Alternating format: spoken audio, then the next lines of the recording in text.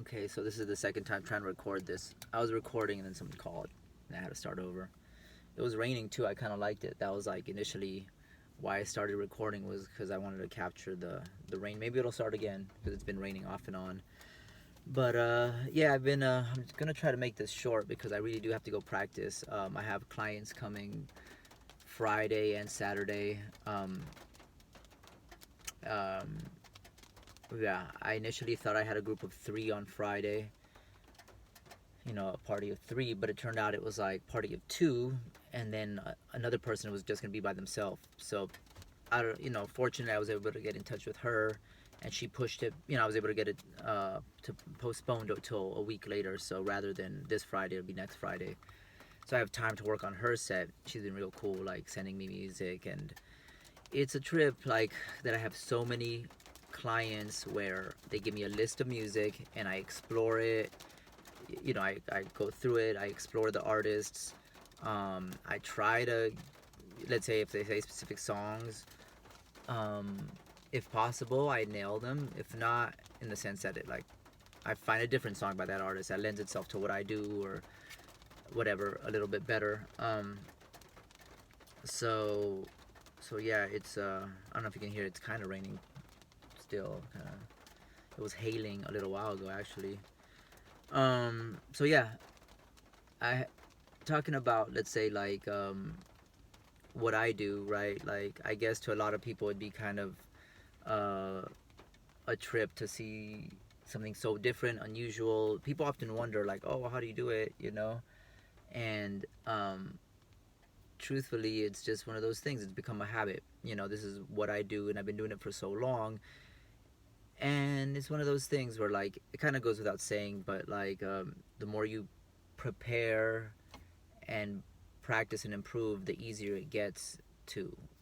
But it never becomes easy. Like it's not like one of those things where you just do it and then you can just sit back and it's done. Like it's almost like it has to be a habit, right? So from day to day, uh, I'm constantly, if I'm not specifically preparing a set for an upcoming client, Airbnb, through Airbnb experiences I get, my crystal mirror space experience clients, so it's like all sorts of people. I've met so many people that way, and it's a really interesting way to meet people, which is I meet them because they pay me to come into my space that I created, this immersive environment, and then I take a list of music that they give me and I explore it in depth, right, in order to be able to come up with an extensive, elaborate G mix set, which is, I G mix the songs, the artists that they mention, that they, and yeah, it's always an adventure, and it's been amazing so far. I put on my whole outfit, that I had made. My friend Shelby, the pink-haired lady, as she goes by, she made me this amazing outfit, all sequin like this, basically. And I'm about to make another one because now that I have so many clients, I'm wearing it back to back to back, several times in a row. I need backup, like backup costumes and wardrobe and whatnot. Um,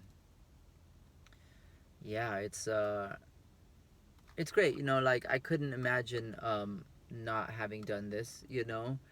Especially in the times we're living in. I really feel like I've been essentially rewarded for all these years and all this effort I put toward my art and my creativity and creating a space, specializing in, delivering music in this medium, in this style that I created.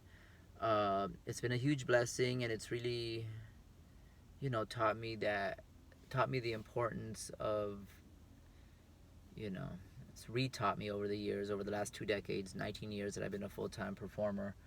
I'm consistently, in various ways, reminded why this was the right move. This is the right thing for me, anyway. You know what I'm saying? This is my right uh, course of destiny, and it could not have been more true than in the aftermath of the 2020 situation that occurred, last year now.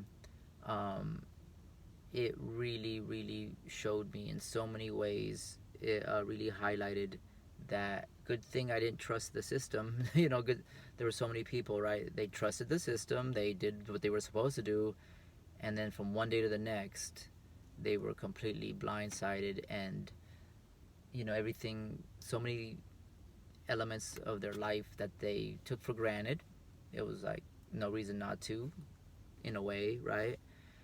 They were completely backstabbed and betrayed by the system that they trusted so much that would never, and they're still trusting to a large degree because, hey, that's how it goes, right? Like the system wants to compel everyone to trust them no matter what, and that they're always looking out for their benefit and they would never harm them and would never, you know, that's just the reality. So I'm not going to get all into it. It is what it is. But yeah, I can definitely say that for me, especially again last week, getting that article in the SF Gate and having, I don't know, hundreds of thousands of people, read about what I do and like appreciate what it is that I bring to the world. That is, you know, a very valuable, priceless, thing that I value above anything else. Just in and of itself, I really appreciate being appreciated and being highlighted for my contributions, all the work I've put into it. Um, I've noticed like that. I mean, of course, this goes without saying. This is just kind of obvious, but um, there are a lot of people. Maybe not a lot, but there are some people that knew about me but didn't know exactly what I did. They just knew I did something. Let's say people in the neighborhood where I live, right? Every day I walk through blocks of residential neighborhood with my dog to walk him to the park, to walk him, so he gets a daily walk and does his little cute dog thing. And, I interact with well, I rarely interact with people, but the people that I do interact with, vary, right? There's a variety of folks. Um, More often than not, or I would say half and half, 50-50. It's like um, positive and negative. I guess that's just the balance, right? And by negative, I don't mean like overtly negative. I mean like uh, a subtle nuance of like smile. Like everyone's smiling, but there's like a negative undertone, or maybe not even intentionally negative, but um, up until this article came out, and like I noticed that there were folks that there was an energy shift, and folks that I could tell didn't really believe in what I did, and they don't have to. Meaning, like there was no reason they should. I guess it's they don't. It wasn't like my target audience or I even cared, but um, folks in my vicinity who just knew I was like this eccentric guy with a trippy car, and always saw me carrying my instruments, and so I knew I did something music related, um, but didn't really didn't really validate it, like, or should I say, like, it wasn't until it was what I do was validated by the media, you know the media. I felt the media energy shift, and it's appreciated. I'm not like, doesn't matter either way. Like what's important is that like the people that matter to me and that are open and like appreciative always got it or supported it, or but it goes without saying, I'm not trying to get all like philosophical about it. I mean, it's whatever, but that's why my main point is to say how much I appreciate this article. I'm like, wow, it turned a lot of like doubters into believers. Not that I needed them to believe. I mean, because who cares at the end of the day, right? That's just life, right? You can't like live life just hoping that everyone likes you and everyone believes in you, and sometimes you gotta just do it just to do what you want to do for your own reasons. You know what I mean? Like you know in context, of course, and within reason, but like yeah, it's been, like I said, it's been 19 years. again, because I'm steady to holding to the notion that I started in 2002, in the sense that that's when I went full on. That's when, I've been playing much longer than that, but that's when I decided, you know what, this is all I'm gonna do. I'm just gonna work on my music and become a performer, and yeah, I'm gonna be really good at it. I'm gonna try my hardest to, it's what I love to do, what I always loved doing. So I, at an intuitive level, I just figured, well, since this is what I like to do, I'm probably gonna be the best at this, and I already have kind of a head start since I've been doing it for a long time, and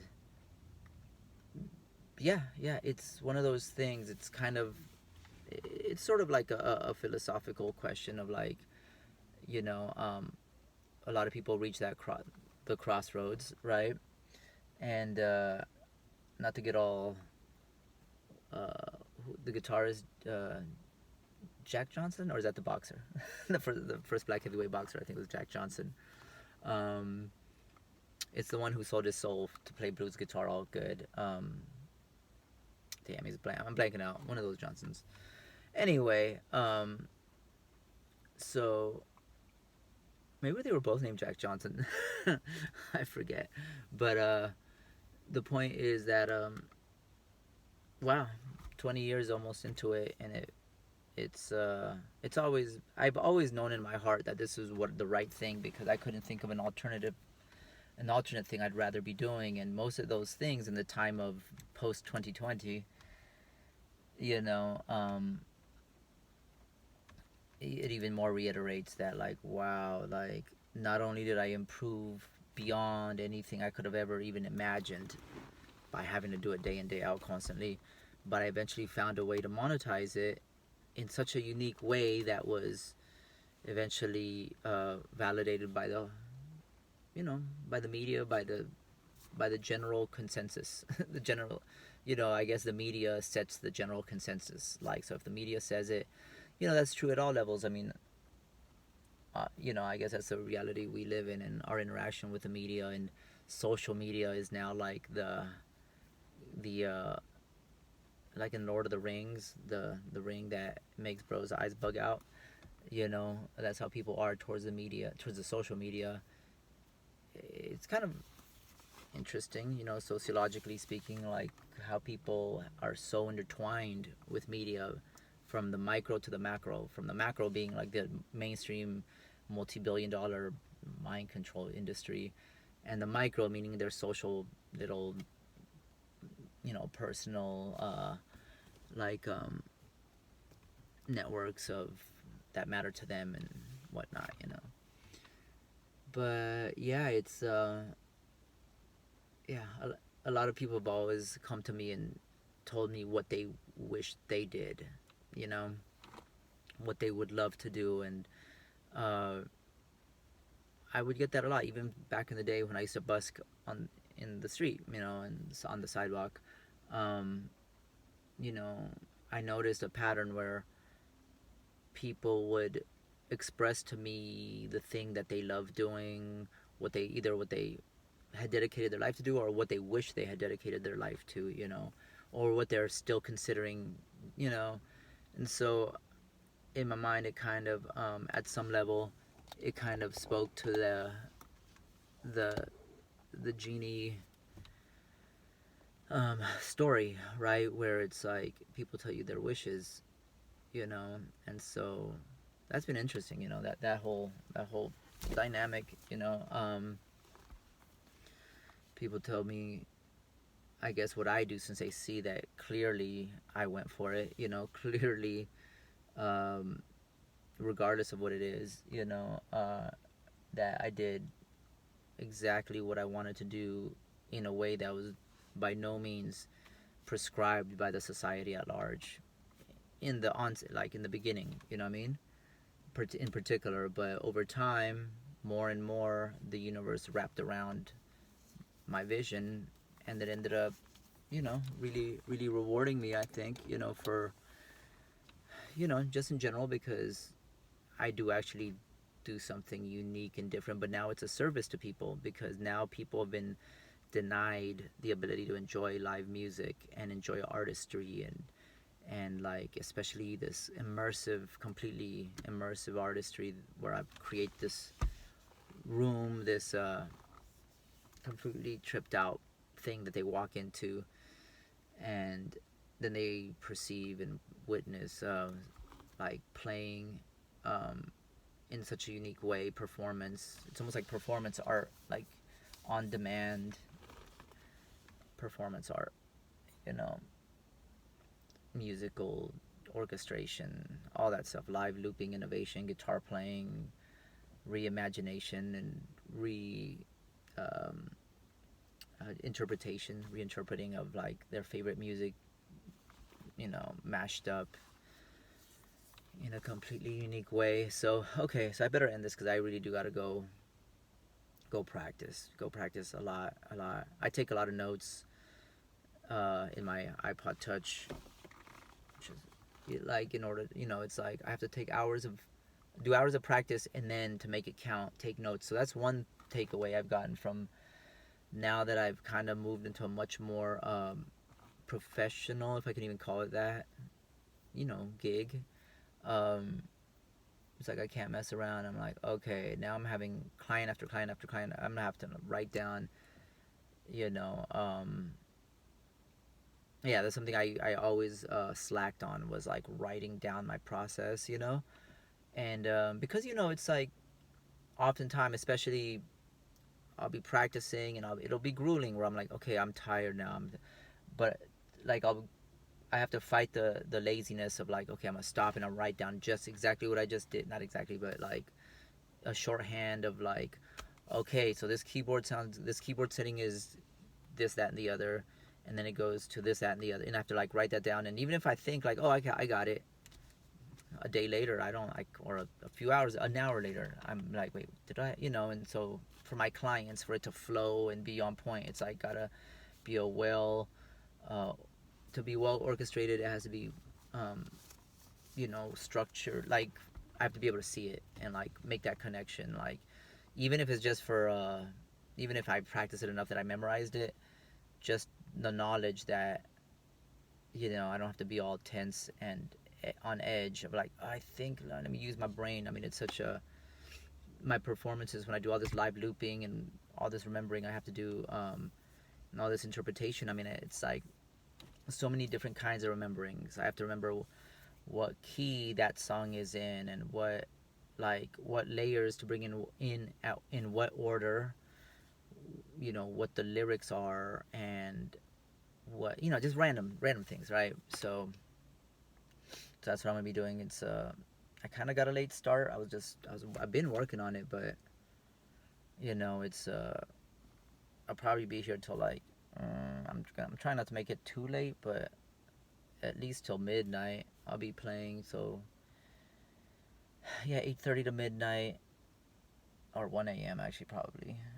And then tomorrow tomorrow I really can't mess around. Like tomorrow it's go time. I have to play from morning to night because I have two clients. You know, um, but yeah, it's about to be great. It's about to be great. But yeah, it was interesting today. I finally, or last night I did this. I took off days off my calendar.